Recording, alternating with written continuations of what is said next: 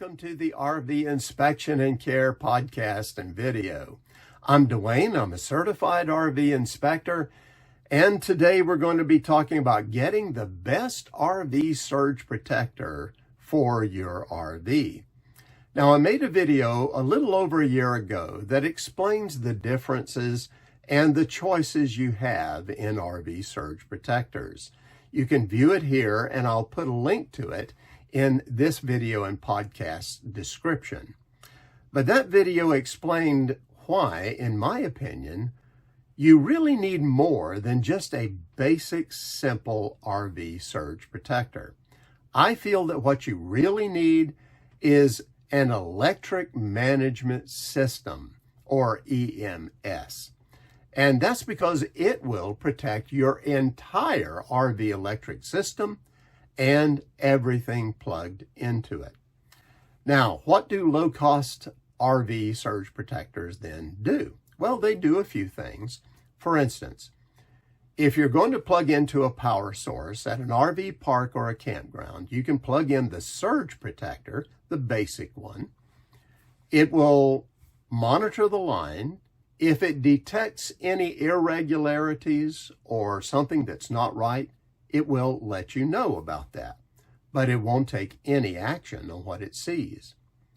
Also, while you're plugged in, a simple basic surge protector will take any action when there's high voltage on the line, higher than normal voltage. It also won't take any action or shut down when there's low voltage on the line, when it drops too low. And actually, low voltage can be just as dangerous for your RV electric and for the devices plugged into it as high voltage is. So in all those cases, basic surge protectors don't really take action, but they do one thing, and that is if there's a huge spike in electricity, like a lightning strike, then yes, it will sacrifice itself for your RV, and that's one good thing. But understand that an electric management system, an EMS, is going to protect your RV in all of those situations by taking action. It will shut down, monitor the line. When it feels that the line has returned to a safe condition, then it will automatically restart in those cases. Now, surge protectors, basic surge protectors, are cheaper than EMS units. That's for sure. That's probably the big reason why people use them so much. But my question is, do you really want to take chances with your entire RV electric system and everything that's plugged into it? Well, it depends probably on how much risk that you're willing to take. For me, I chose an electric management system, and I'm happy that I did. We've been full-time RVing across the country for 5 years now, and the system I had has worked out very well for me. I bought originally a 50 amp Southwire Surge Guard electric management system, and it worked well.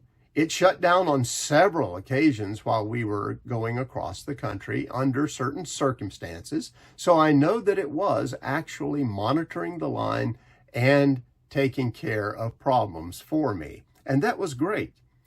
But just recently, I noticed that it started to become unstable. It was shutting down for no good reason at all. There was no problem on the line. And the readout was getting very jumbled. So at this point, I understood, yes, he's been a good friend for these 5 years, but it's time to replace that unit. And as I said in the first video that I made, there are 3 main manufacturers of RV surge protectors and electric management systems. The first is Hughes Autoformers, the second is Southwire, and the third is Progressive Industries. And honestly, they're all quality manufacturers and quality units. The big question is, well, which one did I choose for my rig now, this time. And I'm going to end the suspense and just tell you that I made a change. I went with the Hughes Autoformers Power Watchdog this time. And I'm going to give you 3 reasons why I did that. The first reason is that the Power Watchdog comes with more joules of protection. Now, a joule is how much energy that the unit can safely absorb without failing. So Hughes advertises that the Power Watchdog has 6,100 joules of protection. And that's more than almost any other unit that I could find, and more than the other 2 that I was considering. So that was reason number 1. Now, reason number 2 was very important to me. And that is that the Power Watchdog comes with a replaceable spike module. Now, what does that mean? Well, if you have a lightning strike and there's a huge spike in electricity, as we mentioned before, surge protectors and EMSs are designed to sacrifice themselves for your RV's electric system. The problem with that is that usually destroys the unit. So you've got to go buy a brand new one, and they're not necessarily cheap. The good news with the Power Watchdog is that they have made a module in their unit so that when it burns out, you just replace the module, and the module costs less than $40 on Amazon. So that was a huge advantage as far as I was concerned. Now let's go to reason number 3. And that is the Bluetooth capabilities of the Power Watchdog. Now, with the Watchdog, by Bluetooth, I can use an app on my iPhone that will monitor the voltage, the amps, and the wattage on my RV's electrical line in real time. And that is really good. I found that's very good information to have. As far as I can tell, the Progressive Industries unit doesn't have any Bluetooth capabilities, and the Surge Guard did have Bluetooth, but they added it as an added expense, so it cost more. The good news for me was that it came built into the Power Watchdog. Now, those are the 3 main reasons that I chose the Hughes unit this time. Let me emphasize again, all 3 are very good manufacturers, and all 3 are good choices. I looked at all of the differences and chose the one that I felt was best for me and my 50 amp rig. Now, of course, if you have a 30 amp RV, well, you're going to need to get a 30 amp unit for yours. Also, I did opt for the portable kind of EMS unit too for my RV. That's because I actually have 2 RVs I use now at different times, and I wanted to be able to transfer the EMS unit from one RV to the other. Now, you may choose instead to get a permanently mounted EMS unit, and that's just fine.